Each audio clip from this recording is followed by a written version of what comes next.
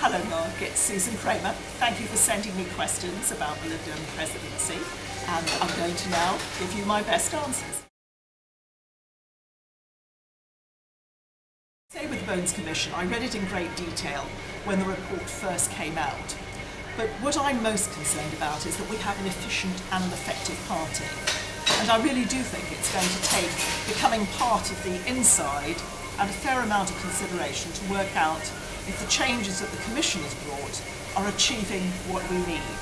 I don't want change for change's sake, but I do want to make sure that the party is accountable to its grassroots, that our grassroots and local parties are truly being consulted. The federal executive is playing the important key role that it should in scrutinising and leading the party. And I will look at all of those issues from that perspective.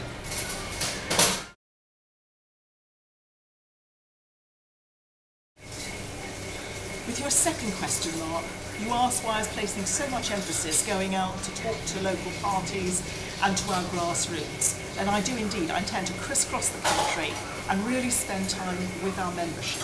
I think it's more crucial than ever as we face all the challenges of coalition. I think someone has to go out and actually listen to our members, bring that back and make sure that their questions and issues are being answered by our leadership. I also think when you can do a lot of communication over the internet, through social networking, nothing actually replaces face-to-face, at least to build that initial trust. And so that's why I think this is absolutely crucial. We're at a time when communication matters more than ever. And it's going to be vital for our party to remain successful, for us to integrate the membership, the leadership, and that means the kind of listening that I'm talking about.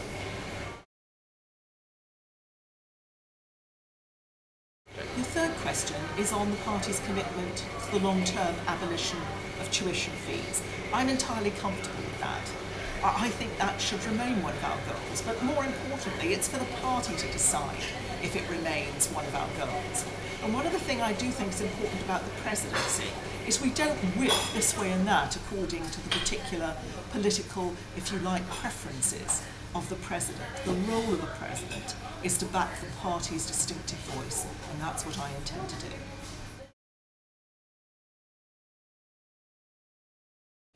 Your fourth question, Mark, is about women in our party. A very important issue.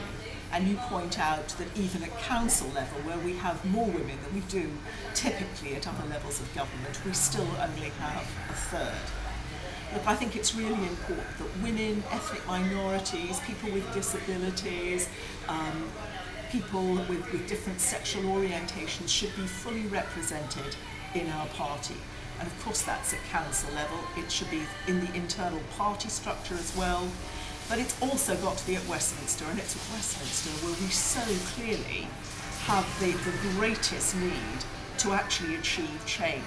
You know that I've always been in favour of positive action. That's not going to change, even though I recognise that the party has not necessarily gone down that route, but I will be doing everything possible. That's not just encouraging people to put their name forward for all of these roles, but in trying to make sure we have real local role models to encourage, as I say, women and people from various minority groups to play the full part in our party that they can. We've been a leadership in civil rights, a leader in equalities, in legislation. We have got to look like that leader as well.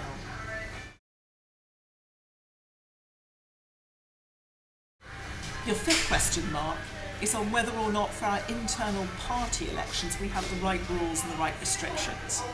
I think the people who have the best knowledge of that are the people who are currently standing as candidates.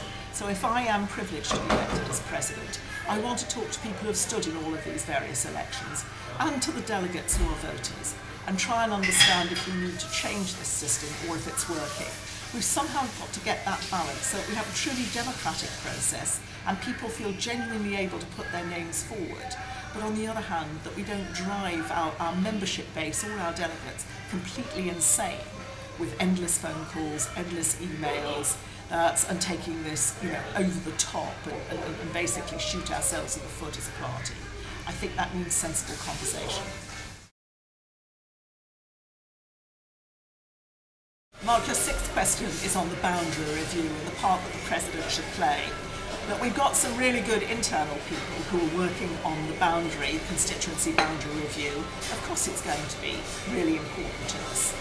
But most of my efforts, frankly, will be focused on the AV Fair Votes referendum. That we absolutely have to win. And where I can be supportive and helpful to make sure that the party's interests are fully understood and protected as an inner review of boundaries, I will obviously play a part if I'm privileged enough to be your president. In your question 8, you asked what was my biggest political mistake. And I think perhaps I would say this, in my one term in Parliament, I focused very much on the constituency. Now that had national issues embedded in it, Heathrow being one of the most obvious ones, the battle against hospital closures. But there are national issues that I have a great passion for. Community banks being one of the most obvious one. We don't have community banks, and people who are financially excluded need them, as do new and small businesses. I'm also very passionate about mental health services, definitely the Cinderella service.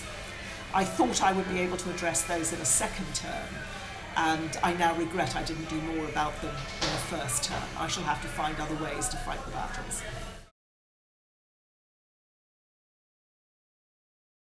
I won't buy the Daily Mail, I can't bring myself to do that. But look, most of our voters read the Daily Mail, and in fact it's not a badly written paper. So what I do is I use the opportunities to go through a library. When I was in the Commons Library, or here locally, and that's when I flick through it and just make sure I have some understanding of what most people are hearing is the news.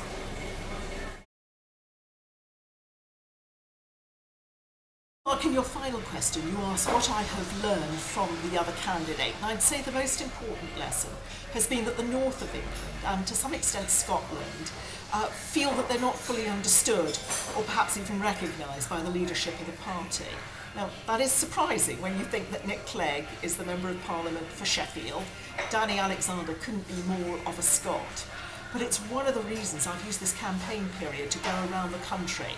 I mean, whether it's to Torbay or to Oldham, to Bath, to Glasgow, to Berwick, to Reading, to Winchester, to Watford, to Cambridge.